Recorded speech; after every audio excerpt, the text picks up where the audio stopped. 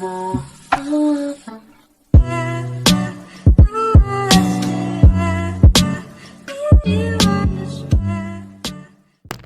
à tous les gars, c'est Lichter Céleste et aujourd'hui on se retrouve pour parler de PVP. Pourquoi j'ai envie de parler de PVP les gars? Parce que je trouve que actuellement sur le serveur rétro monocompte, le PVP n'est pas très avancé, excusez-moi, dans le sens où on va pouvoir faire du PVP tranquillement avec une petite panneau blob, un petit 8-9 PA et on va pouvoir bien s'amuser.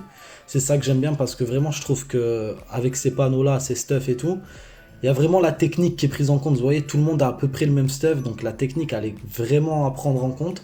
Et ça va pas être le plus riche qui va forcément gagner le combat, contrairement à d'autres serveurs. Donc c'est ça que je trouve vraiment cool de faire du PVP actuellement. Donc du coup, pour ça, je vous ai préparé un petit tableau où je vais noter les classes sur 3 critères. Après les gars, c'est mon avis personnel. Ça veut dire s'il faut, vous allez trouver que je dis n'importe quoi. Et c'est mon avis personnel, j'ai noté les classes sur 3 critères. Le premier critère, ça va être la force, donc la puissance du personnage, c'est-à-dire le Rox, tout ça. Le deuxième critère, ça va être l'originalité, ça veut dire si beaucoup de personnes le jouent ou non.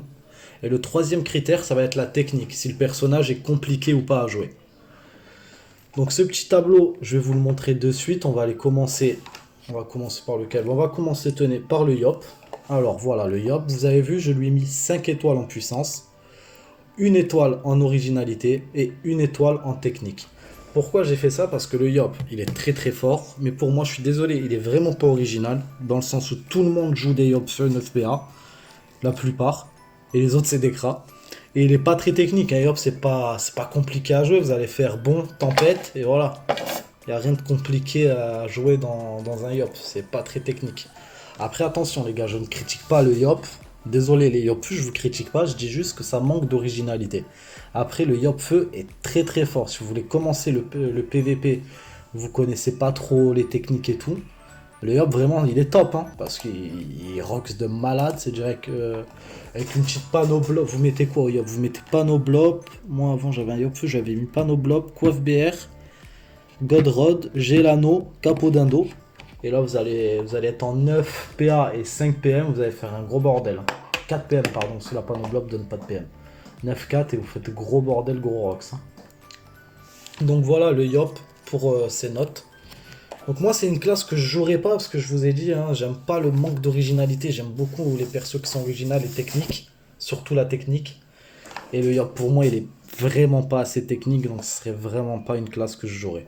Voilà. Donc maintenant, on va parler, pour moi, on va parler de la classe la plus puissante en termes de force et qui te fait bien rager aussi, c'est l'Osamoda. Pour moi, l'Osamoda, c'est clairement la classe la plus forte de Dofus Retro en PVP.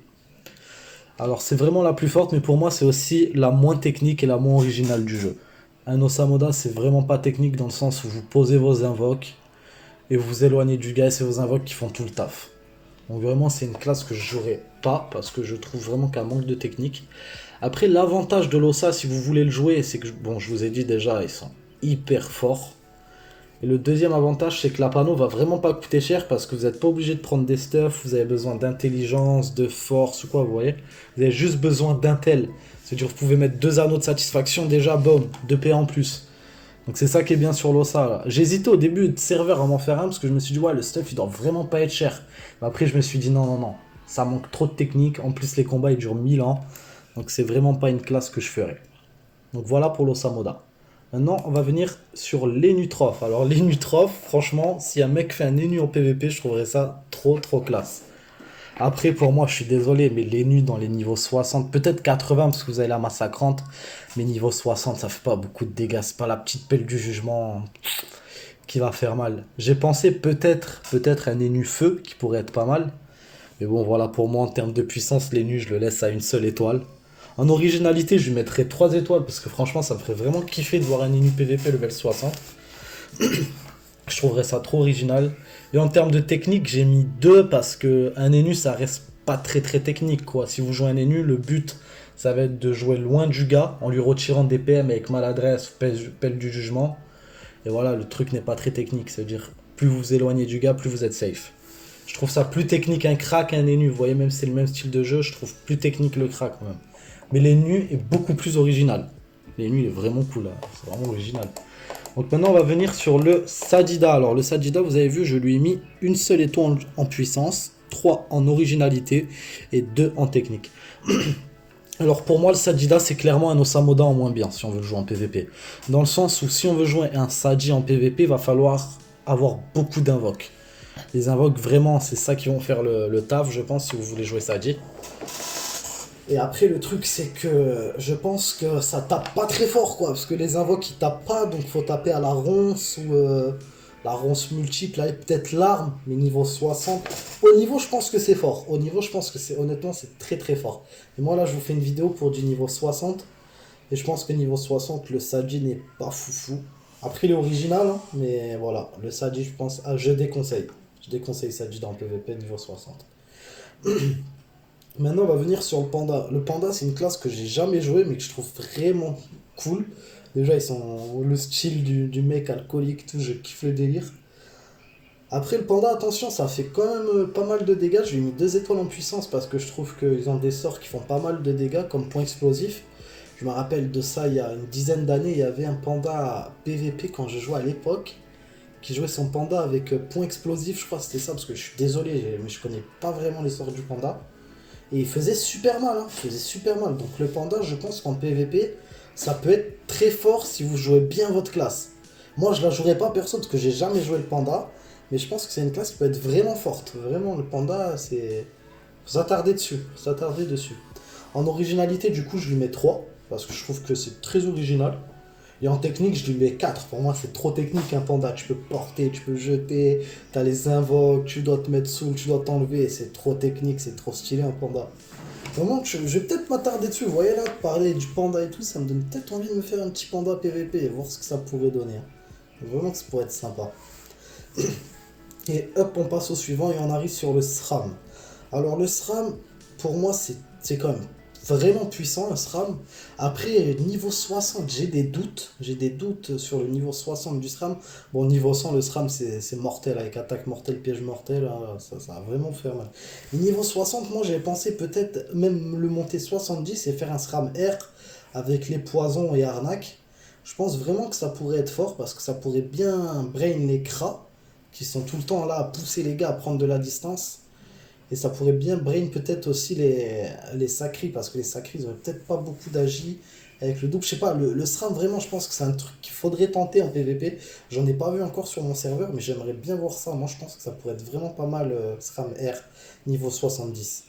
Alors du coup, en termes de puissance, j'ai mis 3 étoiles, parce que comme je vous ai dit, pour moi, un SRAM, ça fait quand même pas mal de dégâts. C'est original, 3 étoiles aussi. Et en technique, pour moi, je lui mets 5 étoiles. Il y a pas... Avec le Xelor, pour moi, il n'y a pas plus technique. Vraiment, un SRAM, c'est trop technique. Le gars, il calcule les réseaux et tout, c'est trop technique, un SRAM. Vraiment, bonne classe aussi à avoir. Pour moi, le SRAM, c'est à avoir. Après, moi, les gars, quand je vais vous parler de PvP, j'aime beaucoup l'originalité et la technique. Donc, je vais vous dire des classes qu'il n'y a pas tout le monde qui joue. Donc, c'est peut-être pas les meilleurs conseils. Vous voyez, si vous voulez jouer des classes simples et fortes, c'est Sakri, Ossa, Yop et Kra. Voilà, c'est 4 classes de base qui sont hyper fortes en PvP. Mais moi voilà, là je vous parle un peu différemment de persos qui sont un peu originales, techniques et qui peuvent apporter un peu de trucs différents au jeu. Donc voilà. On passe au suivant qui va être les K-Flip. Alors les K-Flip c'est vraiment une classe super sympa aussi. Parce que les K-Flip, ce que j'aime sur cette version, c'est qu'il se joue beaucoup sur la chance. Tu joues un EK, tu vas au casino, c'est pareil.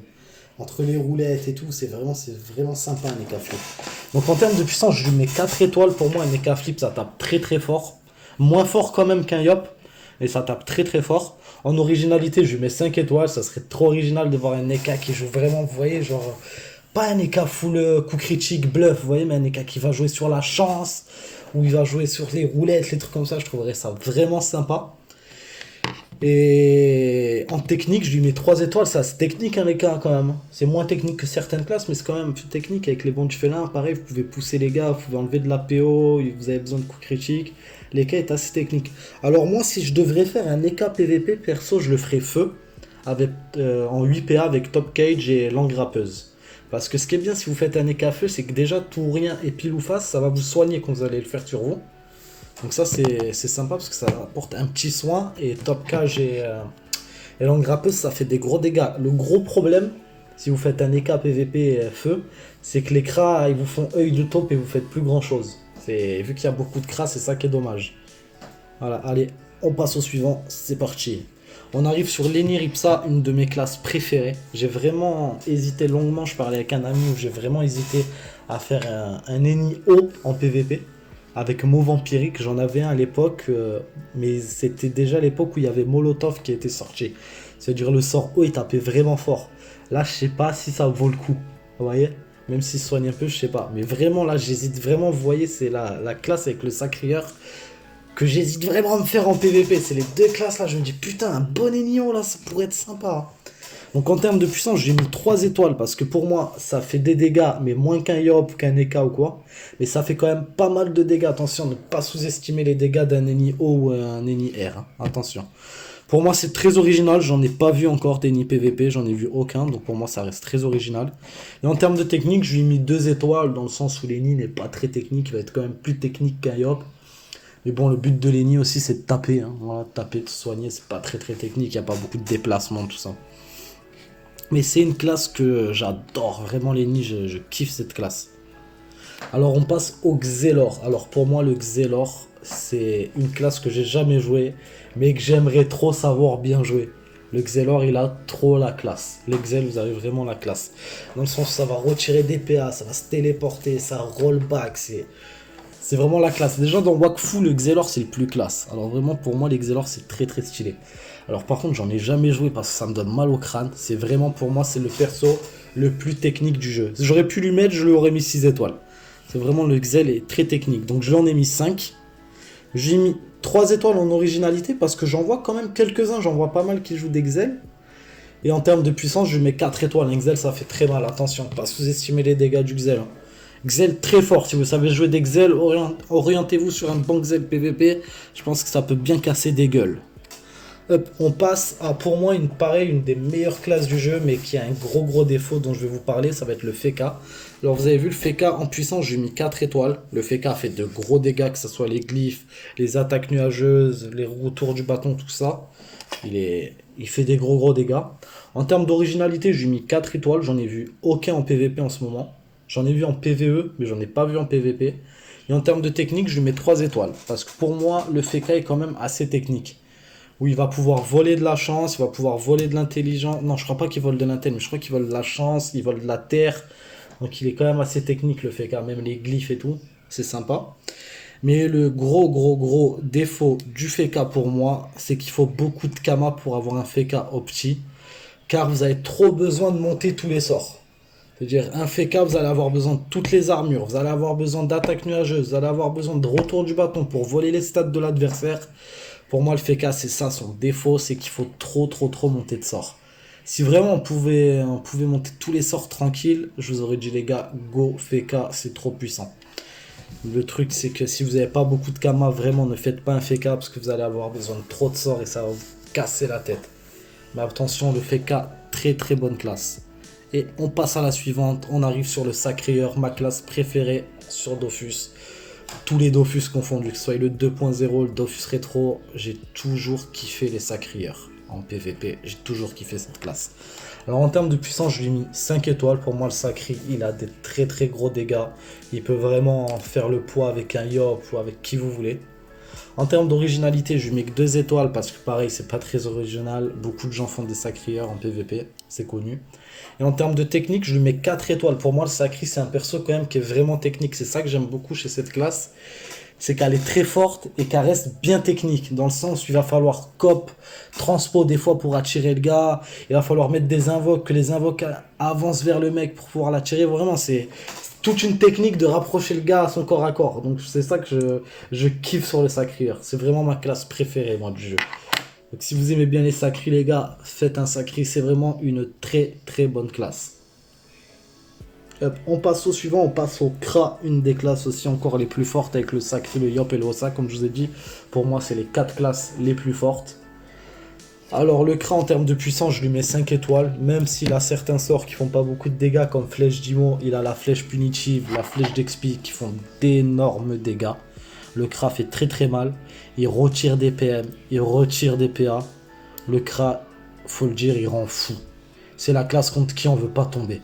Et malheureusement, il n'y a que des cras. Donc c'est pour ça qu'en originalité, je lui mets qu'une seule étoile. Parce que malheureusement, que ce soit en PvE ou en PvP, la plupart des gens font des cras. Et je vous comprends, je vous comprends, que ce soit en PvE ou en PvP, ça reste très très fort. Mais moi, je pourrais pas, parce que comme je vous ai dit, c'est pas assez original en PvP. Et en termes de technique, attention, le Cray est aussi très technique. J'ai mis que 3 étoiles comparé au Sacré où j'en ai mis 4. Parce que je trouve ça quand même plus facile de s'échapper de quelqu'un que de vouloir l'amener à son corps à corps. Donc j'ai enlevé une étoile. Mais pour moi, le Cray reste quand même très technique dans le sens qu'il va falloir quand même pousser le gars, calculer c'est quand qu'on a nos flèches pour faire nos tirs critiques, nos puissances, lui retirer des PM. Donc le Cray reste assez technique quand même. C'est une bonne classe le Cray, attention. J'aime beaucoup les cras, je vous ai dit, le seul point qui fait que j'en fais pas, c'est qu'il y en a trop. Il n'y aurait pas eu beaucoup de cras, j'en aurais fait un avec plaisir. Très très fort les cras. Cras haut, bien sûr, en panneau Blop Indigo, je pense que c'est le meilleur. Hein.